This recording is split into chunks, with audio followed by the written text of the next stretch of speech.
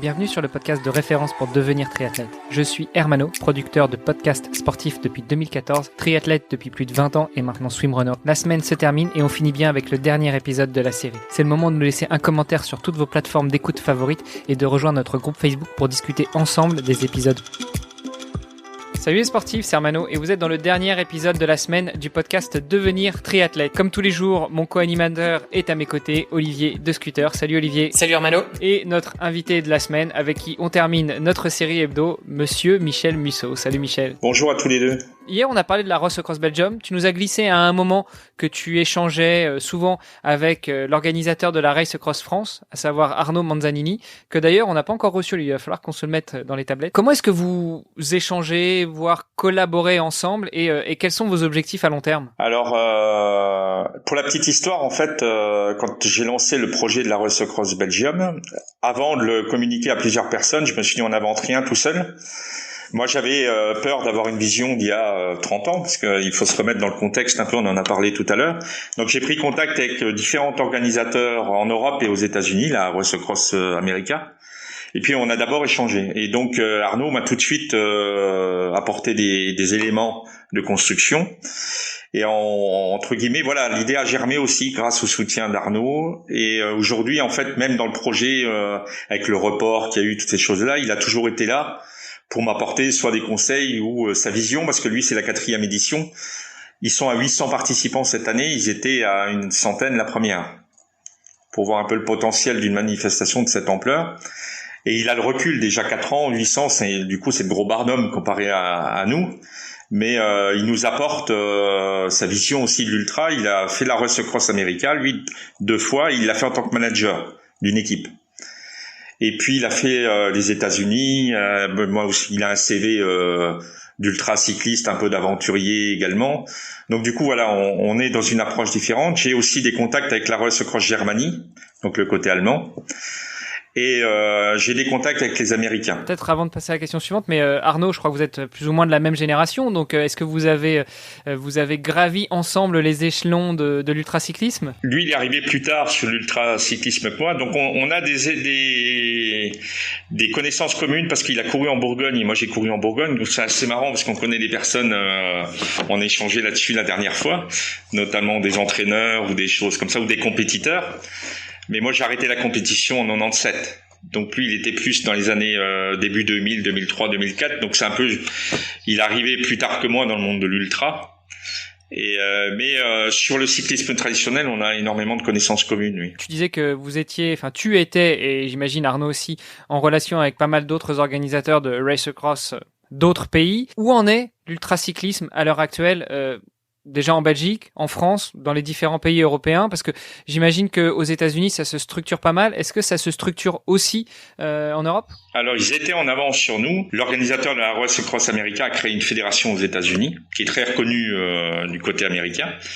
Mais à ce jour, en Europe, l'ultracyclisme, et par l'Union cycliste internationale, qui est la fédération qui gère le cyclisme, ce n'est pas reconnu. Mais on voit bien que actuellement, l'ultra est en train d'évoluer. De toute façon, le vélo, c'est comme tous les milieux. Ça évolue de jour en jour. L'ultra, on ne sait pas ce que ça va devenir dans 10 ans. Donc actuellement, les fédérations de cyclisme dans tous les pays regardent d'un œil, avisé le développement de l'ultracyclisme. Donc moi, par exemple, je suis en contact avec la fédération Wallonie-Bruxelles, puis Belgian Cycling, qui gère le cyclisme de compétition. Là, on est en dialogue pour reconnaître l'ultracyclisme comme une discipline au sein de la fédération cycliste. D'autres pays sont en train de faire les mêmes démarches au niveau de leur pays. Et après, il y aura la structure internationale, quoi. C'est un petit peu ce qui s'est passé. On a vu le même phénomène avec le trail par rapport à la course à pied sur route. Est-ce que c'est quelque chose que tu as pu suivre de près? Parce que je sais que tu es aussi coach en course à pied notamment. Est-ce que tu es peut-être en contact avec certaines fédérations au niveau du trail? Non, mais disons que si on compare, c'est un peu ce qui s'est passé dans le trail. À un moment, il y a une fédération internationale qui s'est mise en place avec des points, toutes ces choses-là. Notamment pour se qualifier pour l'UTMB ou toutes ces épreuves phares, il faut aligner des points à gauche à droite. On pourrait très bien imaginer un jour que pour aller faire la Race Across America, on dit il faut 10 points. Eux, c'est l'ITRA, la Fédération internationale de trail. On pourrait très bien imaginer. On ne sait pas où on en est. Il faut pas non plus voir trop vite les choses. Je pense que nous, organisateurs, l'intérêt qu'on a, c'est que ça soit une discipline reconnue officiellement au sein d'une fédération, parce que du coup ça a plus de poids et c'est plus simple que d'être chacun dans son coin et d'être reconnu par une fédération ou une fédération internationale. Je pense que c'est hyper important pour nous organisateurs et pour les participants également. Puis fédérer un peu tout ça, professionnaliser peut-être aussi un peu tout ça. On en parlait dans des épisodes précédents, à l'instar de ce qui s'est fait sur le triathlon, qui existe déjà depuis plusieurs dizaines d'années, mais dès que il y a eu quelqu'un qui a voulu fédérer un petit peu les triathlètes professionnels avec le PTO, de l'intérieur en tout cas, ça a l'air de porter ses fruits. Donc peut-être que l'ultracyclisme devra aussi passer par là. Si on revient justement plus à l'ultracyclisme en Belgique, sur la Race Across Belgium, quel est ton objectif à court et moyen terme? Alors j'imagine que le premier objectif c'est de clôturer cette première édition qui a été reportée, mais à plus moyen terme. Voilà, l'idée sur les 3-4 ans à venir, ça serait qu'on arrive à 300-400 participants. Je trouve que ça, c'est abordable et c'est un bon chiffre, parce que partir sur beaucoup plus, ça va demander une structure beaucoup plus grosse. Pour le moment, on avait bloqué à 120 déjà volontairement pour ne pas partir et puis se planter en tant qu'organisateur. On a bien fait avec le Covid et tout, c'était déjà pas simple à organiser, mais à l'avenir, on pourrait très bien être 300-400 au départ. Surtout que pour l'instant, c'est quelque chose quelque chose qui est fait de manière bénévole. Il y a plusieurs personnes au niveau de l'organisation, mais c'est quelque chose qui est en train de se mettre sur place. Il y a pas vraiment de track record. Alors toi, tu as déjà organisé quelques événements, mais dans un style tout à fait différent. Oui. Donc on est vraiment là, on est encore amateur, je dirais, dans l'organisation, entre guillemets. Je mets ça entre guillemets. Petit à petit, même dans les participants, j'imagine qu'un jour on pourrait avoir, mettons, sur des équipes ou des athlètes professionnels en ultra-distance. On pourrait très bien avoir une équipe de 2 sous le label Canyon ou sous le label Trek. Un jour on va y arriver, je pense. Il y a des marques qui vont s'intéresser à l'ultra-cyclisme et on aura le team, alors je dis un team d'une marque ou autre, l'IPI. Je pense qu'à terme il y aura ça va évoluer vers ce type-là, quoi. Je parle pour les participants. Pour la beauté du geste, t'aurais pu parler du team Ohana quand même. Oui aussi, mais je parlais des vélos parce que je parle de marque de vélos. À mon avis, à la Race Across America. Bon, d'ici là, on aura sorti un vélo Ohana. Ouais, voilà. Voilà, c'est ça. Mais aux États-Unis, ils ont déjà des teams de marques de vélos qui viennent au départ sur la Race Across America. Alors pour finir peut-être sur la Race Across Belgium, avant de repasser à toi, comme ça on finira comme on a commencé. Ceux qui passent la ligne, 3, les 5, les 10 premiers de chacune des épreuves, qu'est-ce qu'ils ont le droit, en dehors de la reconnaissance éternelle d'avoir fini cette Race Across Belgium? Tous les participants du premier au dernier, ils ont un magnifique maillot Ohana, Race Across Belgium. Ça, c'est important. Et par contre, alors volontairement aussi dans notre philosophie, il n'y a aucun prix. Quand je dis prix, des primes, des choses dans le genre, parce que je sais que certaines manifestations offrent des choses, et aucun participant n'est invité aussi en disant j'invite le numéro 1 mondial au départ. Voilà, c'est-à-dire qu'on est tous égaux, tout le monde paye son engagement du premier au dernier, et entre guillemets, j'allais dire, c'est pour le fun. Vous avez tous le même accueil à l'arrivée, tous les mêmes prestations. C'est vraiment la philosophie qu'on a, parce qu'autrement on met 2 catégories de participants sur la même ligne de départ, des participants qui vont payer leur dossard, qui vont et des invités. Voilà, ça va. On part sur le même principe, on est tous égaux et on a la même chose au départ et à l'arrivée. Et pourtant, ça n'a pas empêché d'avoir quand même quelques jolis noms sur la ligne de départ. Exactement. Donc là, c'est particulier, mais on avait quasiment les 2-3 meilleurs mondiaux en termes d'assistance et sans assistance qui étaient prévus au départ cette année. Là, est-ce que tu as déjà des noms à nous donner ou est-ce que justement avec le report, ça a été un Avec le report, on est en train de voir en fait, mais on a des participants qui ont déjà fait la Race Across France, des beaux palmarès, des gens qui sont très bien habitués. Le 300, c'est particulier. Typiquement, c'est des personnes qui se lancent dans l'ultra, qui viennent pour découvrir. Le 600, on a des gens entre les deux, mais le 1000, c'est des gens qui sont vraiment habitués à faire du long tout le temps, quoi. Donc beaucoup de gens ont fait Paris-Brest-Paris, des diagonales, des choses dans le genre. Moi, je voudrais finir sur toi parce que on s'est déjà parlé. Je sais que tu as un palmarès long comme le bras, mais j'ai l'impression qu'on n'a quasiment pas abordé. Tu nous as parlé de ton premier 24 heures, de ton record de 48 heures sur Home Trainer. Qu'est-ce que tu as d'autre comme fait d'armes? La dernière année, en fait, vraiment sur l'ultra, j'ai fait le premier Tour de France non-stop, qui était un peu les prémices de la Race Across France. Si on remet un peu dans le contexte. Donc c'était faire un Tour de France comme à l'origine,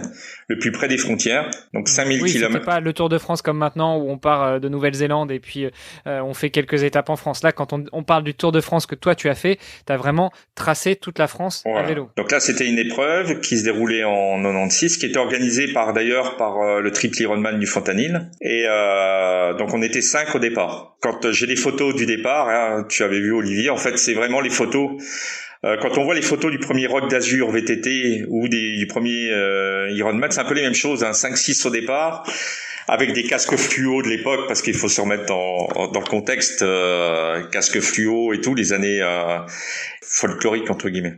Donc ça, c'était aussi une épreuve très particulière. Donc c'était avec assistance. C'était vraiment la copie de la Race Cross America, entre guillemets. Et du coup, qu'est-ce que tu as ressorti de cette expérience ultime? Parce que tu dis que c'était la dernière année, c'est-à-dire ta dernière année où tu étais vraiment dans le sur l'ultra, dans le peloton. Oui, parce qu'après j'ai passé en 97 mon diplôme et après j'ai encadré, j'ai tout de suite commencé. J'ai fait le choix de travailler dans le vélo très rapidement derrière. J'ai fait un choix. J'aurais pu sans doute continuer derrière, mais ça faisait 6-7 ans que je tournais quand même dans le milieu de l'ultra.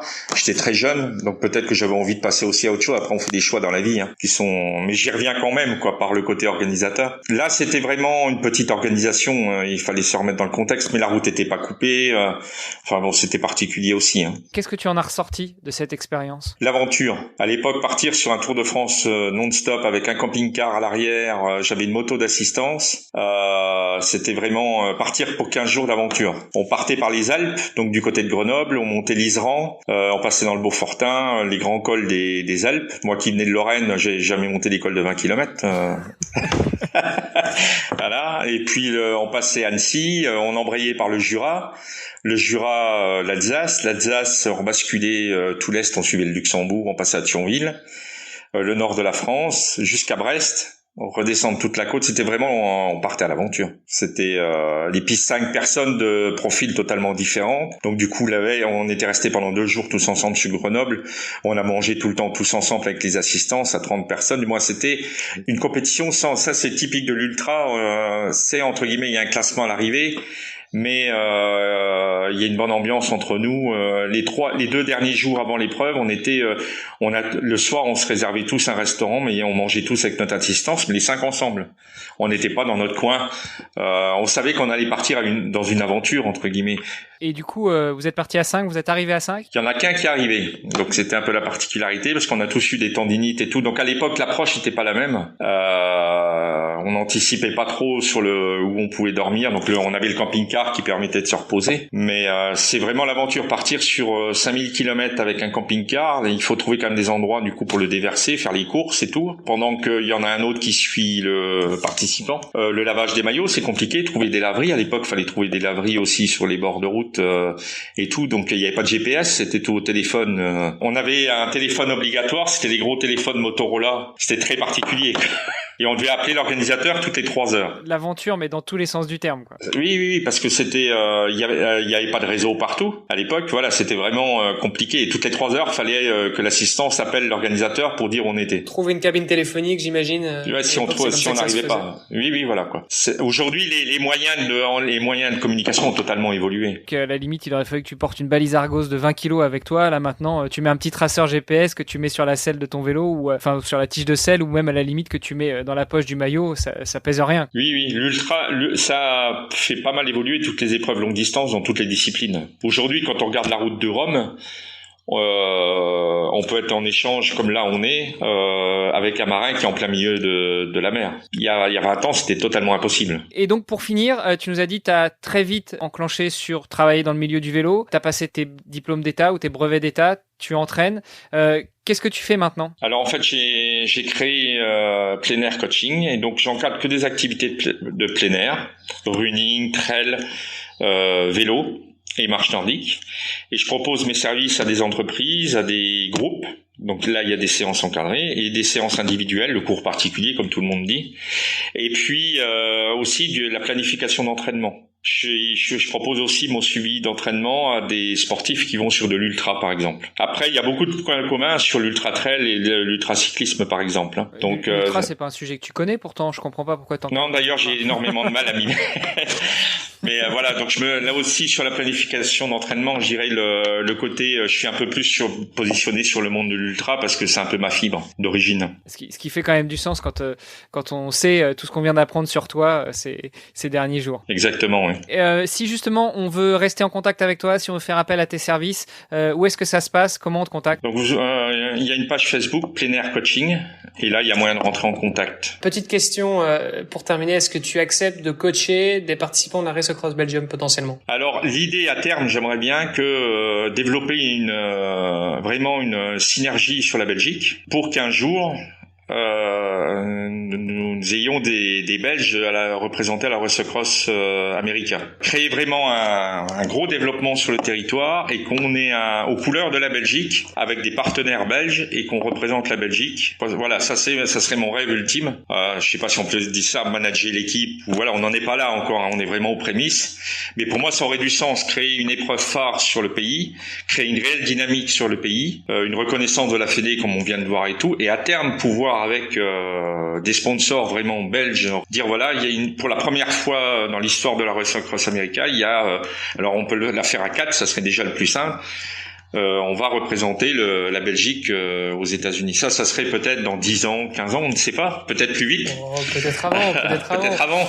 Avant, quand même. Regarde, avec ceux qu'on a reçus sur le podcast, déjà, tu as Olivier, tu as Xavier Massard qu'on va bientôt recevoir, Olivier Vermelt qui doit pas en être loin de l'Ultra. Donc, je pense qu'il y a de quoi faire. Puis après, il faut trouver des gros partenaires, en fait, pour pouvoir belges, parce que du coup, ça aurait du sens avec des partenaires belges, parce que du coup, c'est quand même un budget. Aller faire la Race Across America à 4 participants plus le staff alentour, c'est un budget au-delà de 60 000 euros, quoi. Il faut louer des camping-cars là-haut. Du moins, voilà, ça se construit et on peut pas dire à 4 personnes au mois de janvier, on va y aller au mois d'août. À mon avis, c'est un projet sur 2-3 ans parce que, oui, voilà, il y a tout mais ça, c'est un projet qui me plairait bien. Créer une réelle dynamique sur le territoire. Donc la Race Across Belgium, finalement, ça te permet aussi un petit peu de recruter tes futurs poulains, c'est ça? Ça serait à terme de lancer une dynamique et de voir les potentiels qu'il y a et peut-être de parler à ces gens-là et de leur dire écoutez, il existe quelque chose de le côté de l'Atlantique, ça serait peut-être intéressant d'aller jeter un œil et une fois que l'idée est germée, peut-être qu'on pourrait dire banco, quoi. Et puis je pense qu'il y a du potentiel. En Belgique, c'est quand même un pays, un gros pays de cyclistes, hein. Et les cyclistes, c'est pas ça qui manque. Donc, je pense qu'il y a du potentiel, ouais.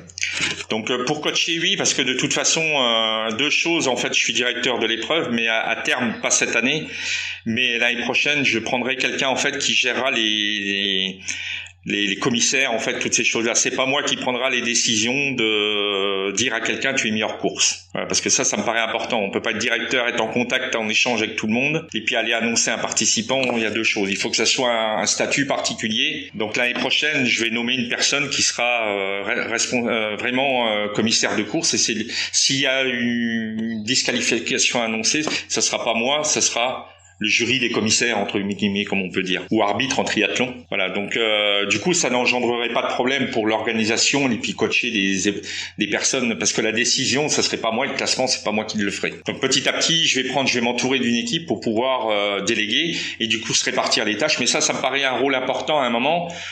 De laisser le côté réglementaire et décisionnel à quelqu'un d'autre. C'est pas moi du coup qui l'annonce, parce que moi du coup je suis en contact avec tout le monde, j'accueille tous les participants, toutes ces choses-là, ça peut être plus compliqué. Je pense que ça nous fait une belle conclusion pour l'épisode du jour et puis pour notre série hebdomadaire.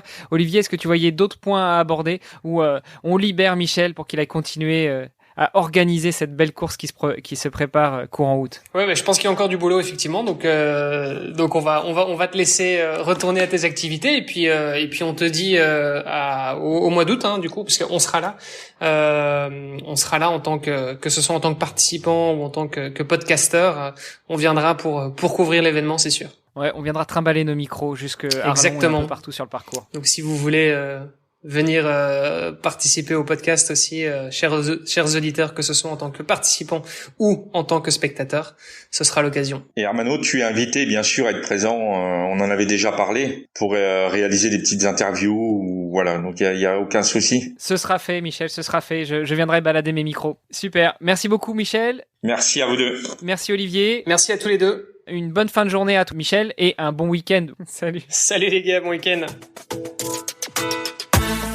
Merci d'avoir écouté cet épisode et peut-être même cette série hebdomadaire jusqu'au bout. N'oubliez pas de rejoindre notre groupe Facebook pour discuter avec les invités, commenter et poser vos questions.